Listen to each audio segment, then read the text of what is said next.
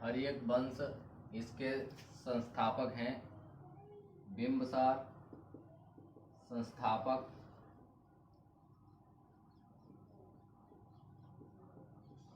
बिंबिसार। इसके संस्थापक हैं बिंबिसार। और हर्यक वंश से पहले भी प्राचीन वंश था। प्राचीन वंश जिसके थे बृहद्रथ,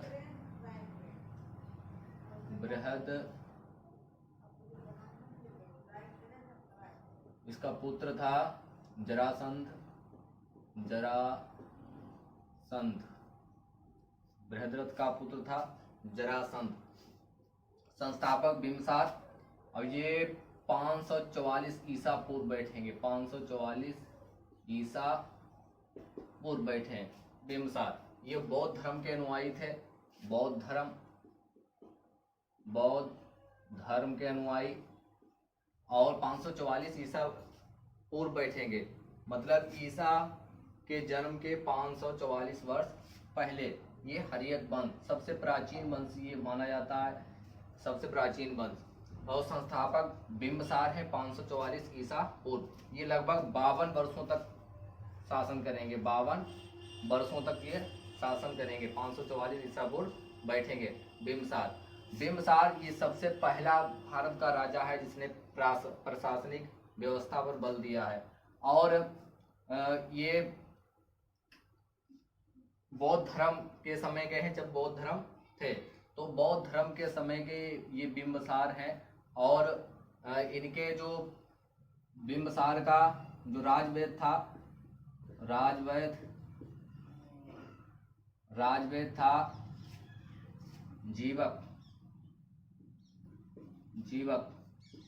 जीवक को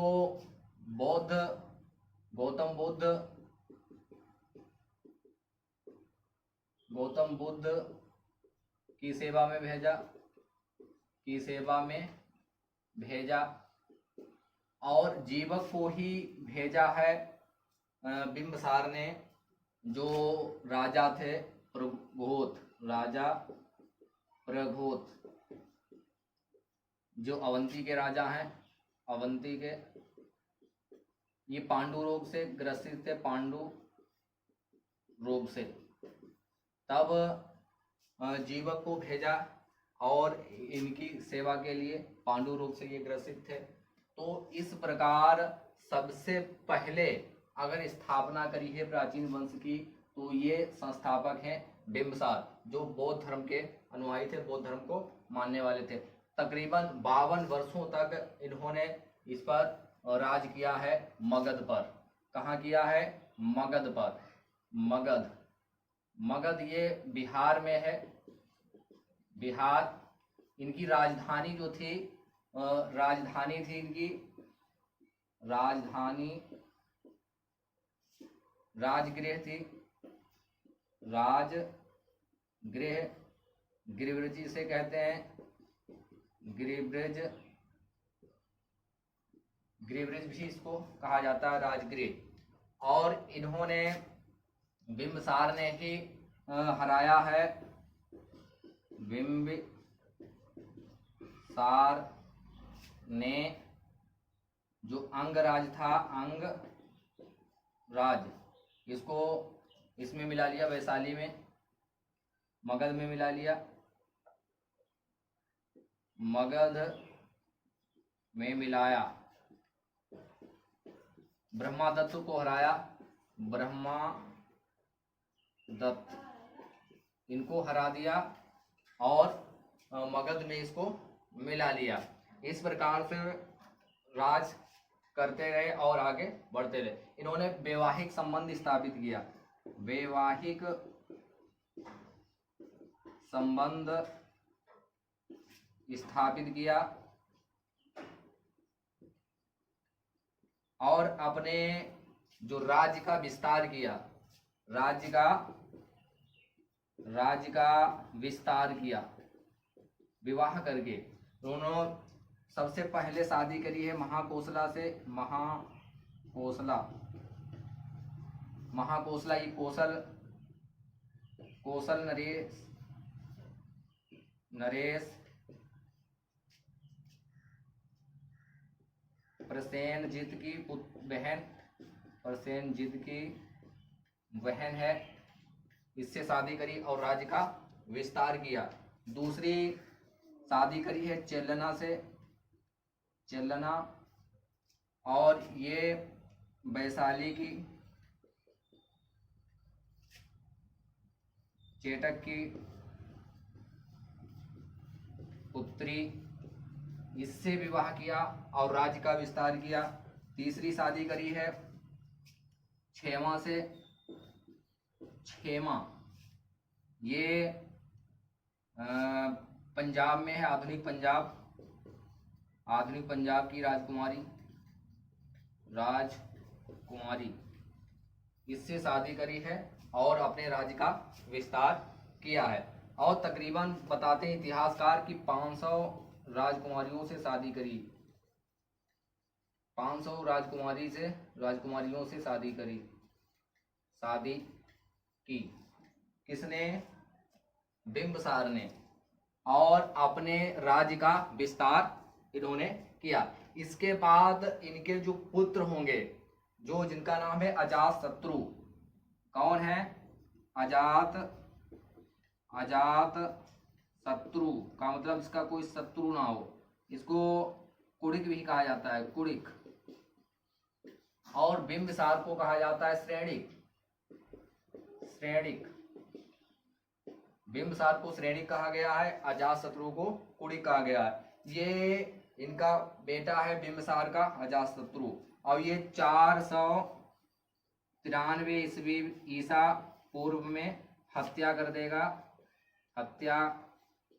दी। किसकी? अपने पिता की हत्या कर दी और खुद गद्दी पर बैठ गया। पहले सब सिस्टम ऐसे ही चलता था, जिसकी हत्या कर दी बस खुद गद्दी पर बैठ गए।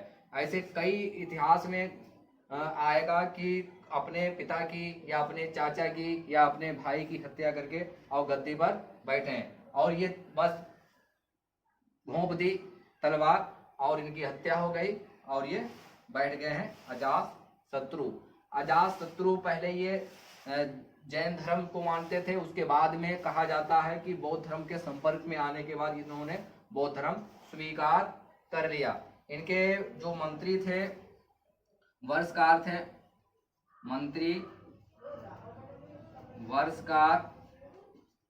वर्षकार की सहायता से ही वैशाली पर विजय प्राप्त करी।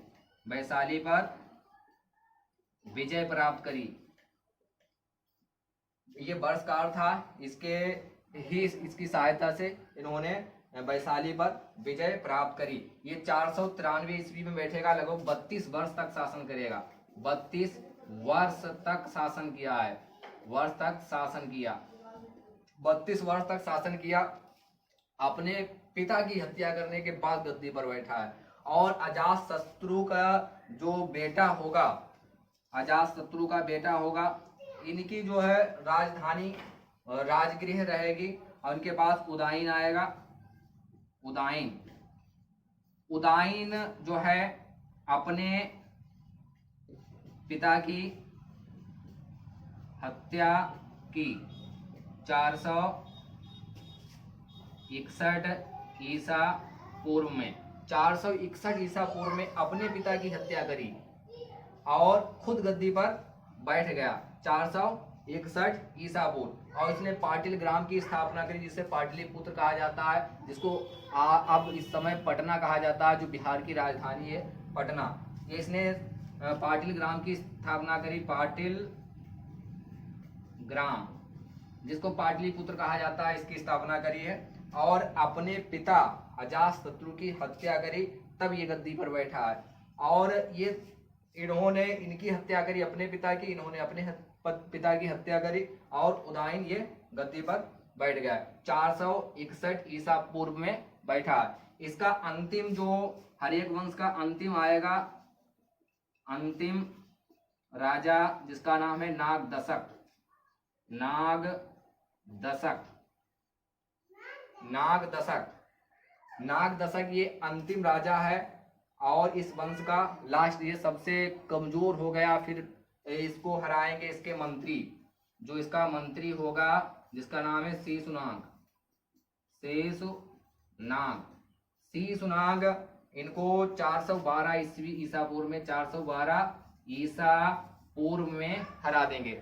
400 ईसा पूर्व में हरा देंगे और इनको मार देंगे। नाग दशक का अंत हो जाएगा, मतलब हर्यक वंश का अंत हो जाएगा। उसके बाद शीशुनाग वंश स्थापित होगा। कौन सा होगा? शीशुनाग वंश।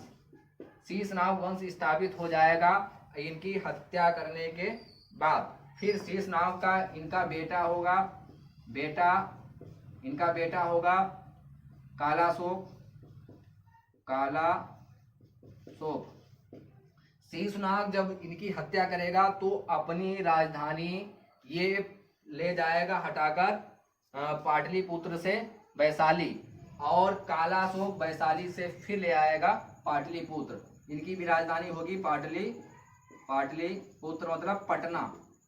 पाटलिपुत्र का मतलब पटना। कालाशोक होगा। कालाशोक ये शीशुनाग वंश का अंतिम फिर आएगा, अंतिम जो होगा नंदीवर्धन। नंदीवर्धन ये अंतिम शासक होगा, जो शीशुनाग वंश का शासक होगा नंदीवर्धन। और नंदीवर्धन के बाद में नंद वंश स्टार्ट हो जाएगा। इसके बाद आएगा नंद वंश। नंद वंश की स्थापना करेंगे महापद्मानंद इसकी स्थापना करेंगे। फिर उसके बाद में जो घनानंद होंगे, नंद वंश के अंतिम घनानंद होंगे, और घनानंद को हराएंगे जो मौर्य वंश के आएंगे चंद्रगुप्त मौर्य घनानंद को हराएंगे और उनकी हत्या करवा देंगे। उसके बाद में मौर्य वंश स्थापित हो जाएगा। तो ये सबसे पहले भारत के इतिहास में सबसे पहला पुराना प्राचीन वंश आता है हर्यक वंश। हर्यक वंश ये स्टार्ट होगा 544 ईसा पूर्व, जब गौतम बुद्ध इन्हीं के काल में रहेंगे। जब ये बीमार हो जाएंगे तो जीवक को भेजा जाएगा, राजवेद जो इनके जीवक हैं इनको भेजा जाएगा गौतम बुद्ध की सेवा के लिए। और इनकी राजधानी राजगृह होगी। राजा प्रघोद अवंती के जो राजा होंगे पांडु रोग से ग्रसित होंगे, इनकी सेवा में भी ये जीवक को भेजेंगे। जो संस्थापक हैं बिंबिसार, तो इनसे घनिष्ठता थी, इनसे दोस्ती थी, इसलिए इनको भेजा। और ये गौतम बुद्ध जो है बौद्ध धर्म के संस्थापक हैं और खुद ये मानता था बौद्ध धर्म को, इसलिए इनको यहाँ भेजा।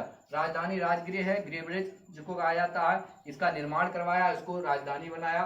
फिर बिंबिसार ने अंग राज्य को मगध में मिला लिया और पर राज्य विस्तारित हो गया।